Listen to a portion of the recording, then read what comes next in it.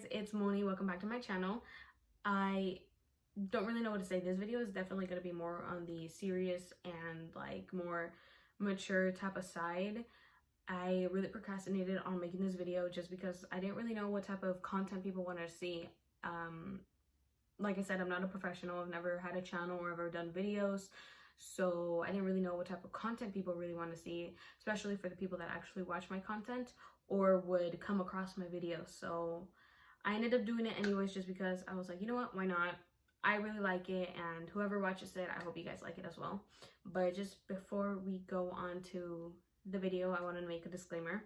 None of this information belongs to me. It is solely based on the research that I have made and the research that I have seen on websites and articles regarding this case. So none of this information is mine. I am just putting it out there, and I mean no offense or harm to anybody that was involved in this case.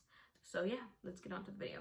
Okay, before we get started with the video, I just wanted to say really quickly that if I keep looking down, it's because I have written notes and typed notes on my computer. So I'm reading them off because I really want to give you guys the exact details. I don't want to mess it up.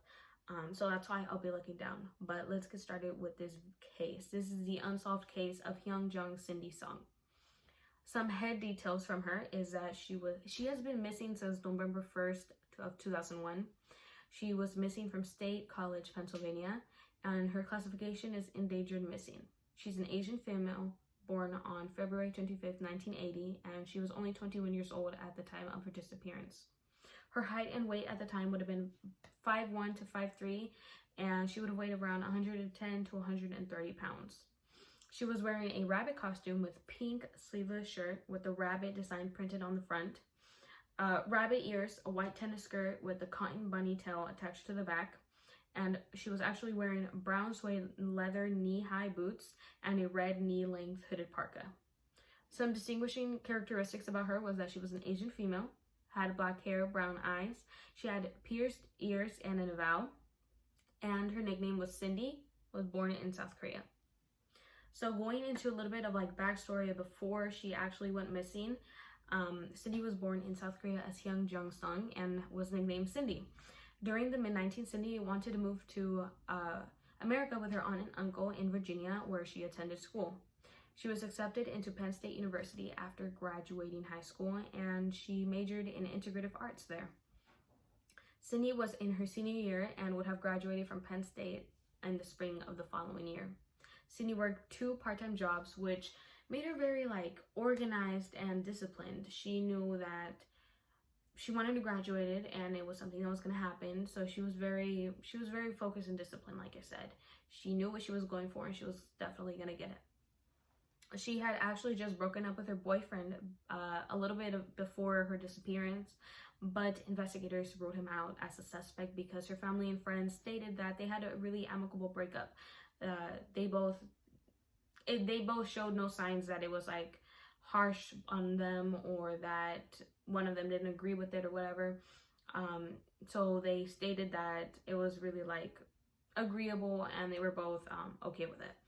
On Halloween, October 31st, Cindy planned on going to a costume party with 2 of her friends that night named Stacy Peck and Lisa Kim. Cindy was dressed up as what they believe a Playboy bunny with a white skirt and a pink shirt, ears, and a tail. The trio stayed at the club called Players Nightclub on College Avenue until 2 a.m. the next morning, when from there they decided to move on to a friend's house to continue partying and playing, since for Cindy that was like the only time she could have like let loose. You know, she was always stuck on working and studying, so they really wanted to just like spend the night and have a good time. So that was before she was stated missing. From there, Cindy was dropped off at 4 in the morning on Thursday, November 1st at the Park Apartments on Clinton Avenue, where she called home. This was the last time Cindy Song was ever seen. Cindy's roommate returned from visiting family later that day, but was not concerned that Cindy wasn't home. The door was locked and nothing seemed out of place, so there was nothing really called out to them that would have been like, why isn't she here? Is she okay? Etc. Everything seemed fine, and she was an adult, so you would believe that maybe she went out with friends herself, some family members or just went out in general, etc. But 3 days later, her friends became concerned about lack of contact from Cindy because they hadn't gotten no calls or messages, and she hadn't shown up to work or school, anything of the sort. So the police were contacted on November 4th. So from here we go into the evidence of the investigation, and it's very contradicting. It's like there is no foul play shown in the house. There was no really evidence that showed like somebody broke in on or came in by force or forced her to like let them in, etc. So it kind of makes you think maybe it was somebody that she knew. Maybe she left by herself, or it was somebody that she knew. Cindy did get home that night. The backpack that she had at the party was present in her room with her phone in it, and there was like a pair of false eyelashes that she was wearing with her costume that night. They were set on the counter in her room, so it is confirmed that Cindy did get home that night because she had dropped off a few things. Her purse and keys were missing though, and that's when people started obviously like asking questions. And her friends admitted to Cindy, it wasn't rare for Cindy to go to a 24-hour store that was not too far from her home. She always went like at night or during the day, etc., just to pick up a few things, a few sacks. So it is believed that Cindy did go to that 24-hour store after dropping a few things off at home. Investigators checked her phone records and confirmed that there was no calls made, and her credit card showed no activity, as well as her emails showed no suspicious activity.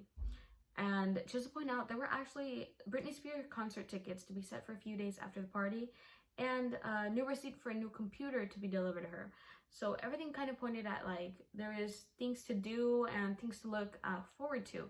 So nobody really thought that Cindy ran away, just because nobody pointed, or sorry, not nobody, nothing pointed to Cindy having run away.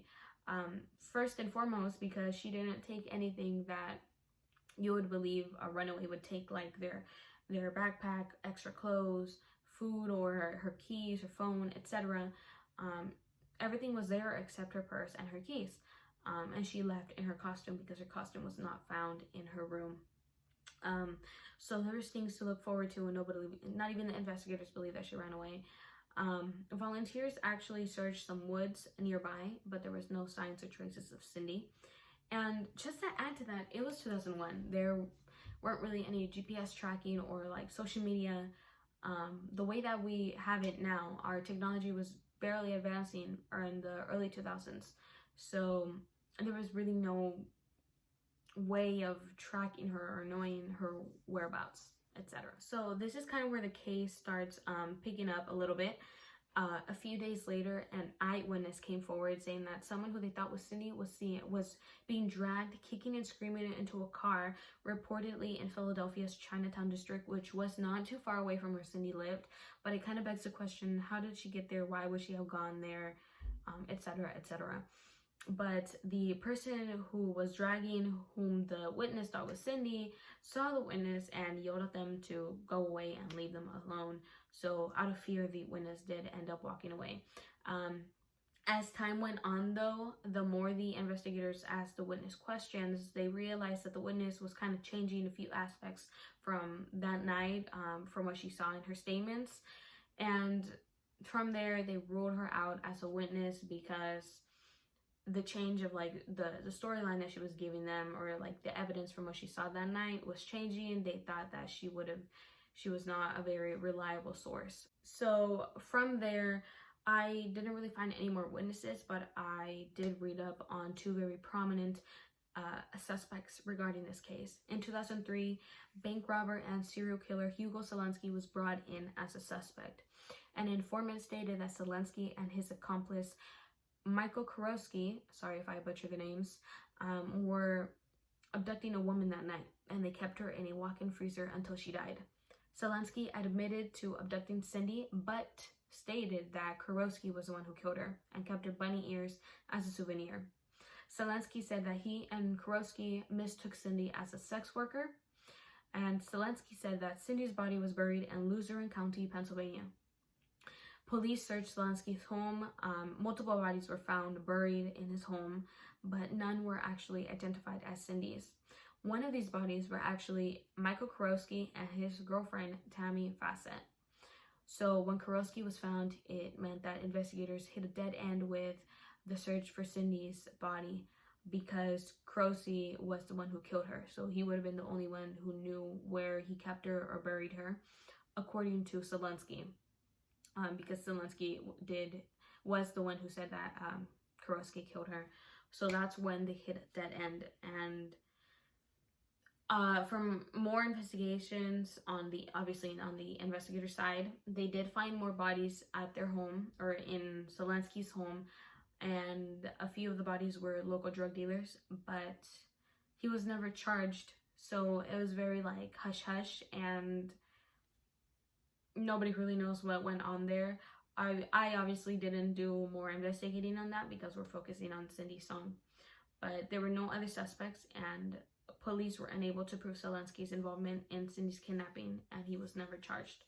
And that is the unsolved case of Hyun Jung Cindy Song. It's truly horrible and terrifying, the things that go on in the world. And when I was reading up on this case, it was just like, how can somebody just go missing out of nowhere, and just very, very few times, moments, you know, like, and within hours she went missing and she was never seen again. So that is very like, wow. I hope you guys liked this video and got more insight on Cindy's case. I wish the best to everybody, and I hope you guys stay safe out there. Thank you guys for watching, and give it a like, subscribe, and if I missed any information regarding this case, definitely let me know down in the comments. Thank you guys, and I'll talk to you guys soon. Bye.